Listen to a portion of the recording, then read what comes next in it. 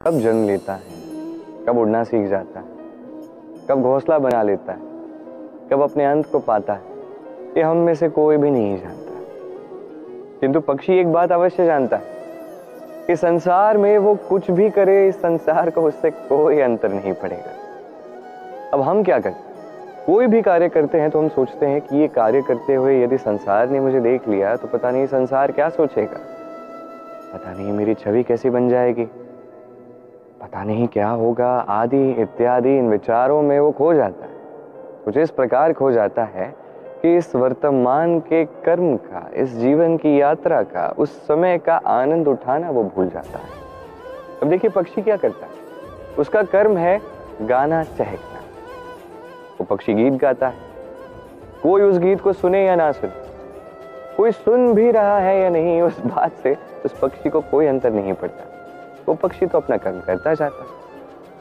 और कदाचित इसीलिए आप किसी पक्षी को कभी रोता हुआ नहीं पाओगे। बस इसी प्रकार आपको स्वयं को बनाना है। पहले स्वयं से पूछिए कि ये कर्म जो मैं करने जा रहा हूं क्या वो उचित है? और यदि आपको लगता है वो उचित है तो वही कर्म कीजिए, बिना ये सोचे कि संसार क्या सोचेगा। इन पक्षियों को देख रहे हैं आप? इनका उड़ना वायु में इतना संतुलन मुक्त कर देता है ना? इन्हें उड़ते देख आपके मन में भी इच्छा होती होगी कि इन्हीं की भांति आप भी स्वतंत्रता से उड़ पाए। ईर्ष्या होती है ना जब आप इन्हें खुले आकाश में ऐसे विचरण करते देखते हैं। पर कभी सोचा है इस उड़ान को, इस स्वतंत्रता को पाने के लिए कितना परिश्रम, कितना अभ्यास किया होगा इन्होंने? आकाश में उड़ने से पूर्व धरती पर कितना गहन परिश्रम किया होगा इन्हें। इनके माता पिता ने पहली बार जब इन्हें पंख फड़फड़ाने को उकसाया होगा तो कितनी बार घिरे होंगे। पहली बार वायु में उड़ते समय कितना भय लगा होगा इन्हें। अपनी पहली उड़ान के पश्चात धरती पर उतरते समय गिरकर कितनी चोट खाई होगी। इस उड़ान का, इस स्वतंत्रता का ये मूल है। यदि आप ये दे सकते हैं तो अवश्य आप भी इस स्वतंत्रता को पा सकते हैं। इन पक्षियों की भांति ही अपने चारों ओर जब भी आप किसी सफल मनुष्य को देखें तो उससे ईर्ष्या ना करें, उसके परिश्रम और पीड़ा को समझने का प्रयास करें जो उसने यहां तक पहुंचने में पाई है। प्रेरणा लें, प्रयास करें और स्वयं भी सफल हो जाएं। हमारे जीवन का मूल आधार है करुणा। करुणा क्या है? करुणा दया नहीं, करुणा वो भाव है जिससे हम दूसरे की समस्या को समझते हैं।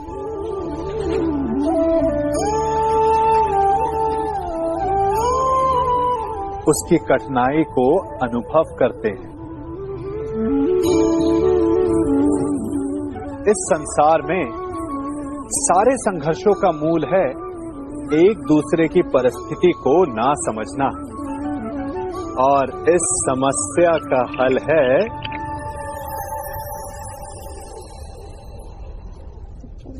करुणा। करुणा किसी पशु पक्षी के प्रति हो या किसी मनुष्य के प्रति, ये आपके जीवन में कलेश और संघर्ष जैसी भावनाओं को दूर रखती है। और जिस दिन आप दूसरे को करुणा के दृष्टिकोण से देखेंगे, आपको उसकी समस्या समझ आएगी और उसे आपकी, और उस दिन हर संघर्ष का अंत हो जाएगा। संसार में सबसे कठिन कार्य क्या है? कोई कहेगा पर्वत पर चढ़ना, कोई कहेगा तैरना, कोई कहेगा उड़ना। किंतु क्या ये वास्तव में कठिन है? असल में देखा जाए तो बस ये थोड़े भिन्न है। जो कर्म हमारे लिए करना थोड़े भिन्न हो, हम उसे कठिन समझ लेते हैं। जैसे तैरने की कला भिन्न, पर्वत चढ़ने की कला भिन्न, उड़ने की कला भिन्न। जैसे कि कुछ लोग गणित और विज्ञान को कठिन समझ लेते हैं, किंतु वास्तव में ये बस साहित्य से थोड़े भिन्न है, कठिन नहीं। देखिए, इस संसार में कठिन कुछ भी नहीं है, बस एक दूसरे से भिन्न है। जैसे कुछ लोग हो, संबंध हो, किसी की सोच या विचारधारा हो, कभी कभी हमें समझ में नहीं आती, क्योंकि हमारी सोच और विचारधारा से वो भिन्न है।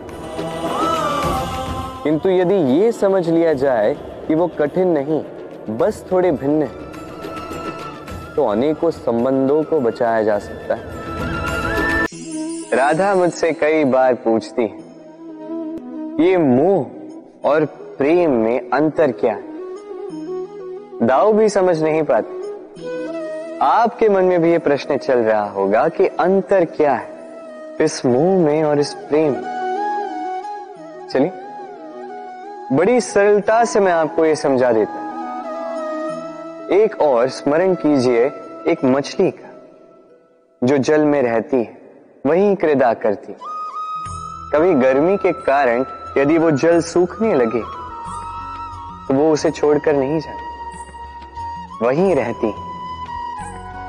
भले ही जल कम होने के कारण वो वहां पर तड़प तड़प कर अपना प्राण त्याग दे, स्थान नहीं त्यागती। दूसरी ओर होता है भंवरा, जो किसी पुष्प के आसपास केवल तब तक मंडराता है जब तक उस पुष्प में रस हो। वो रस लुप्त, वहां वो भंवरा लुप्त।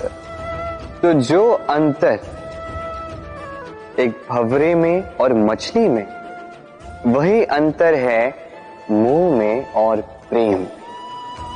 जो बिना कामना के, बिना लालच के किया जाए वो प्रेम, और जो कुछ पाने की अपेक्षा से किया जाए वो मोह। इसलिए त्याग दीजिए इस मोह को और मेरे साथ प्रेम से कहें, राधे राधे।